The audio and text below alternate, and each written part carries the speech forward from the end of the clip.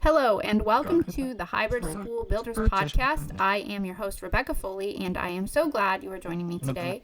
I am a fellow grassroots founder who is hoping to make your journey toward founding a sustainable hybrid school a little bit easier.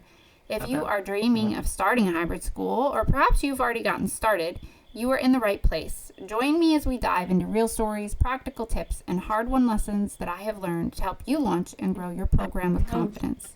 Remember, building a hybrid school is not just about creating a business or creating jobs. It's not even about just serving the children who attend the program.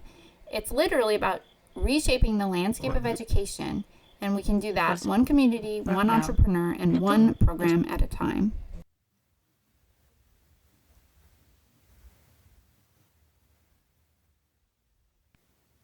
Hey guys, so I thought it might be helpful if I follow up on the building culture and the leadership episode with things like running a meeting, even with just one other person, especially if you have several people.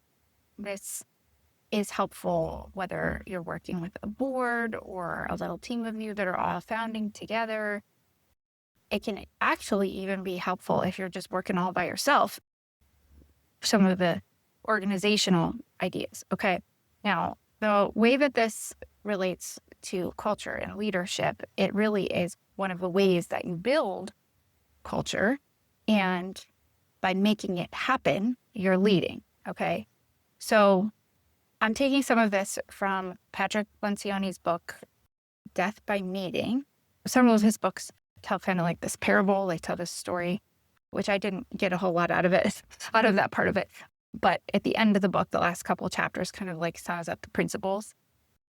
He has a couple of good books about that kind of thing. If you've been in meetings in other jobs where you had to have a meeting every week or whatever, and you didn't really like them, and you really weren't sure why, because they were supposed to be productive, and why do we have to have these meetings? I would recommend reading that book if you're getting into a place where you're going to have to lead meetings or you have to get stuff done somehow and you need to be able to communicate with each other in a set period of time. So he talks about how often people leave meetings and they feel frustrated, or they're like, that was boring, that was a waste of my time. And things don't get said necessarily. People don't feel like they were included, or they feel like the team's moving on and things weren't addressed, or they didn't get to speak what they wanted to speak, or they're just not really sure, okay, what am I supposed to do now? Or we didn't have enough time to talk about this other thing. We ran out of time for it. Okay, if that's a familiar story to you, then it happens. It's something about human dynamics that for some reason it happens, okay? Even just like we're talking about our trip or the weather or our kids, and it's not just for a minute or two, it's for like 5 or 10 minutes, right? Or you get a little bit into the meeting and you get really bogged down in the weeds with when to have your open house night and who's going to do the slideshow or something like that. And it ends up eating all this time up, right? And you had something really important that you had to discuss, okay? So he talks about that in the book, okay? Now, here's the two things that he says will help with that. One, and this is a leadership concept, is he calls it mining for conflict. And I talked a little bit about healthy conflict in the last episode. And what that means is that when you're as a leader, what you're doing is you're paying attention to the room, and you're paying attention to the conversation, and you're building the culture, and you're encouraging and you're supporting conversations that draw out what people really have to say, okay? And, you're making sure that that's hopefully done in an adult, mature way, but you're pulling that out. And he talks a little bit about how a leader stepping in to a conversation maybe between two other people, or it might just be you and another person, and they're like maybe not challenging you, well, maybe challenging you to something that you just said. Like, well, I don't know if we should go ahead with that yet. I don't feel like we've really done our research with that yet. And maybe they feel like a little scared to say that, or they feel uncomfortable saying it. Maybe they're saying it to you. Maybe they're saying it between two other people. His example, the leader is like listening to two other people have this conversation. One of the best things that a leader can do if it looks like people are getting a little uncomfortable, or you could feel that the conversation could potentially, maybe someone's going to shut down or something, is to say, and this is built in, this is in a culture where you're encouraging, you've hopefully done a little bit work on this before, so you have that vocabulary and you have talked about this before in a non-emotional moment, and you've encouraged this kind of like healthy conflict, that you step in and you say, oh, this is what we're talking about, guys, where we have like questions about things, a little bit of healthy conflict, a little bit of challenge. This is good. Like, keep going. This is good.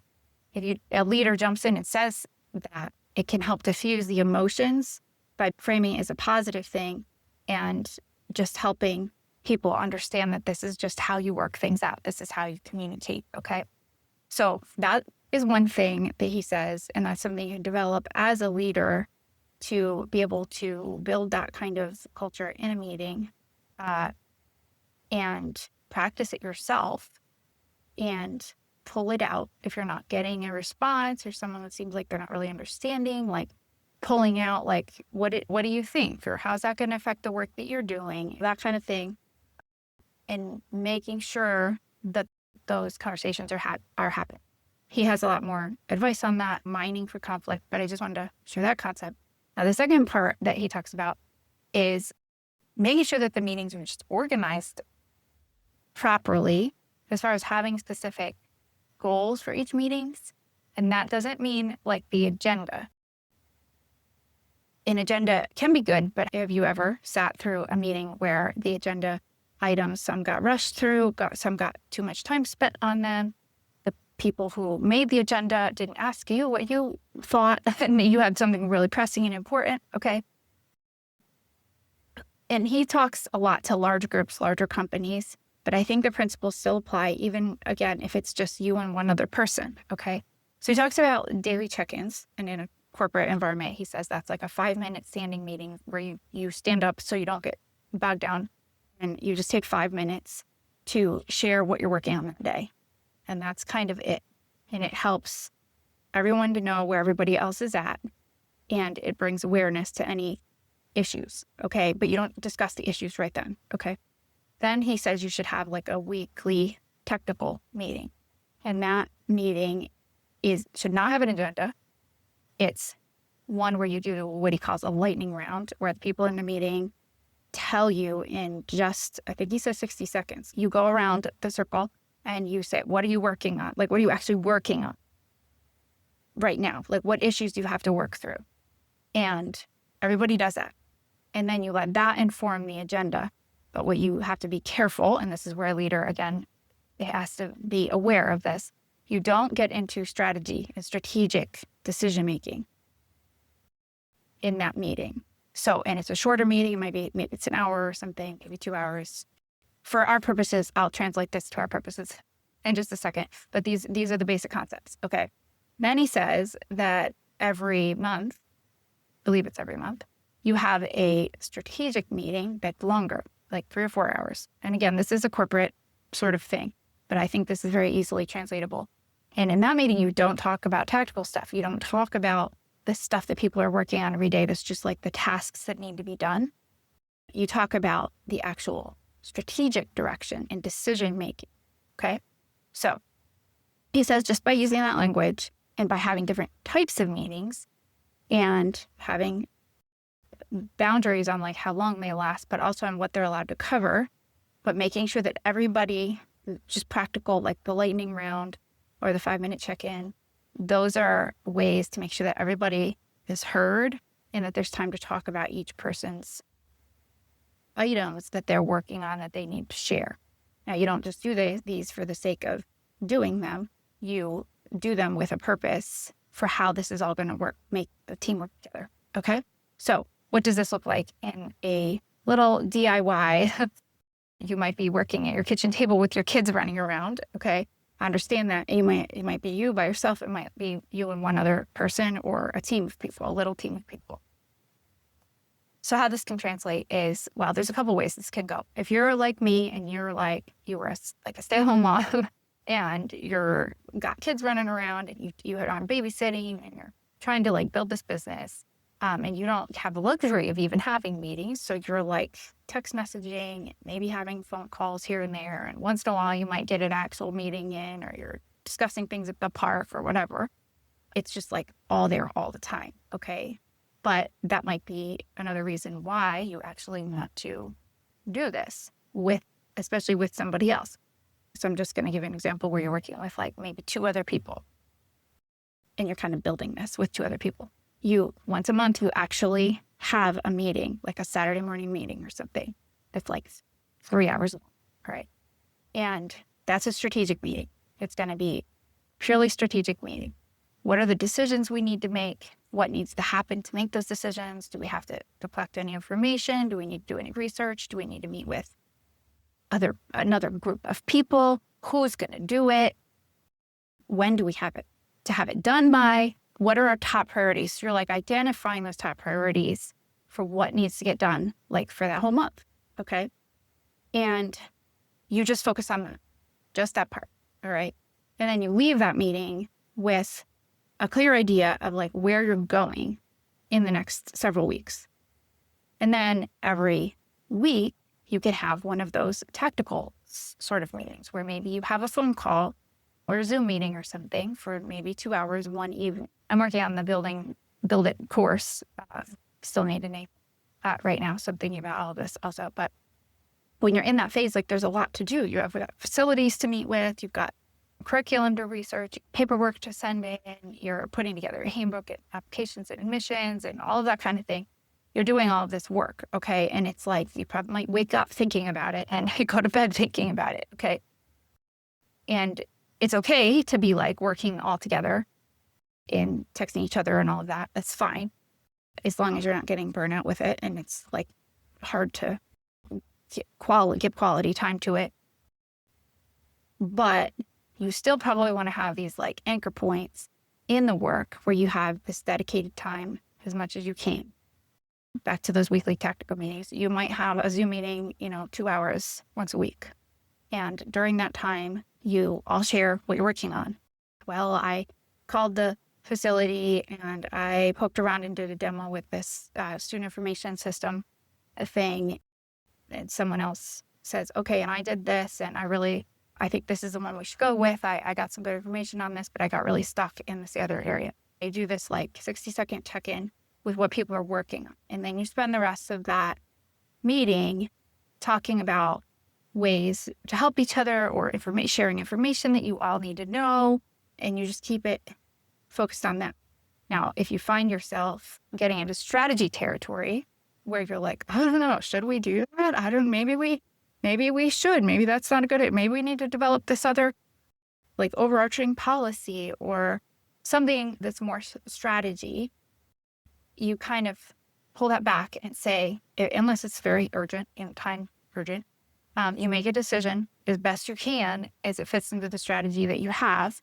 If it's really urgent, then you might have to say, okay, we're going to have another meeting to talk about like our direction on this. Because if it's something that you just don't have a direction on, you don't have a strategy. But otherwise, you like set it aside to your next strategy meeting and just deal with the tactical stuff. Okay, just the day-to-day things, actually making decisions on like which student information system.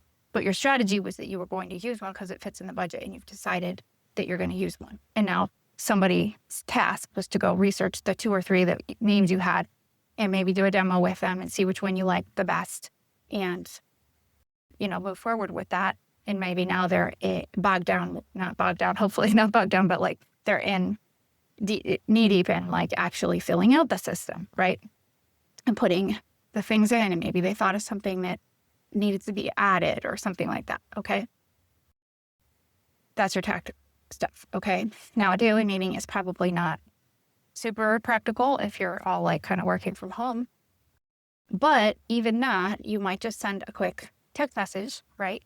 And to each other, like every day at lunchtime or in the morning or something, and just say like, hey, I worked on this yesterday, I got this done, and I'm working on this today.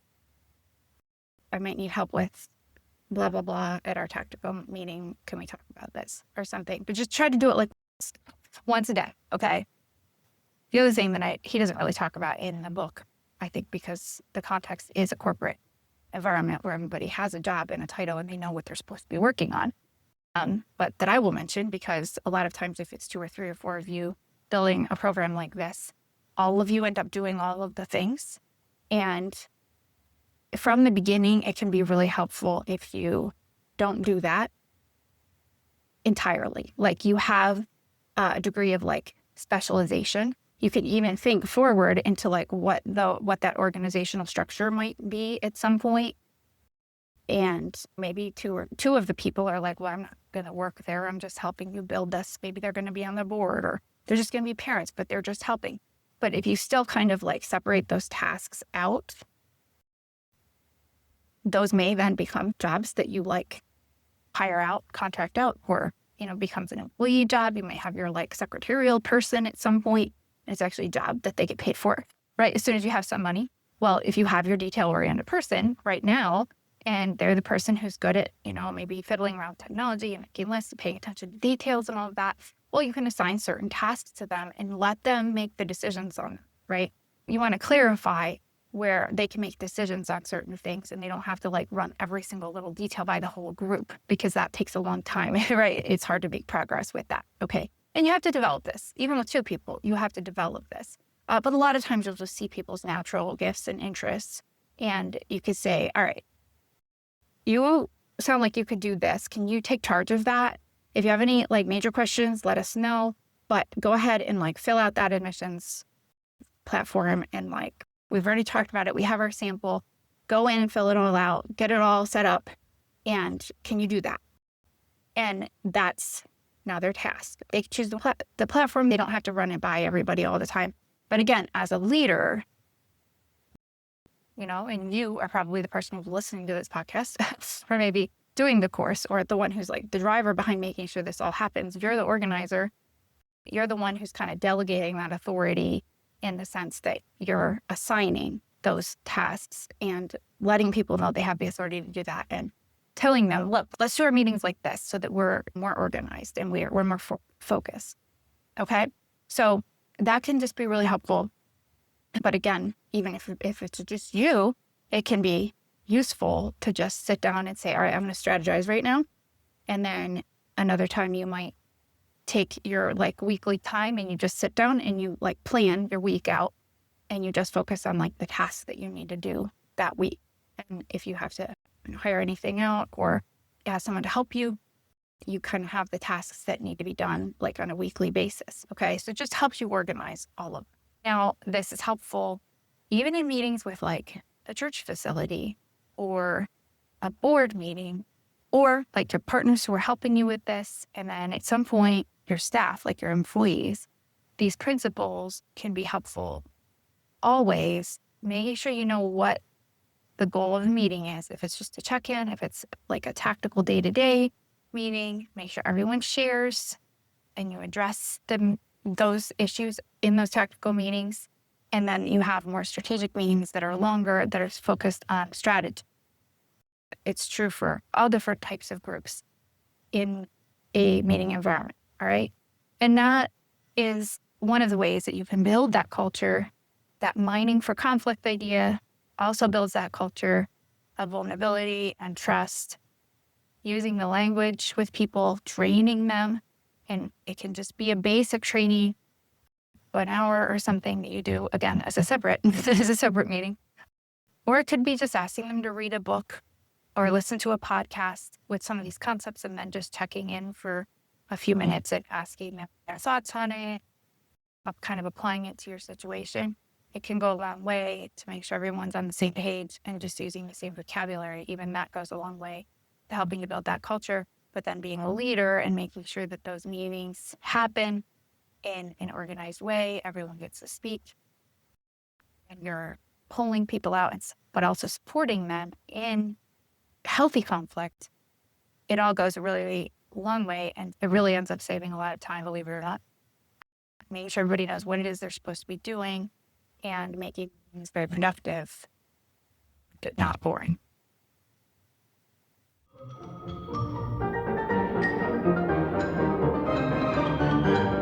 Thanks so much for listening today. Don't forget to subscribe and make sure you check out the resources I am developing at startahybridSchool.com. Send me an email anytime. I would love to hear from you. Until next time.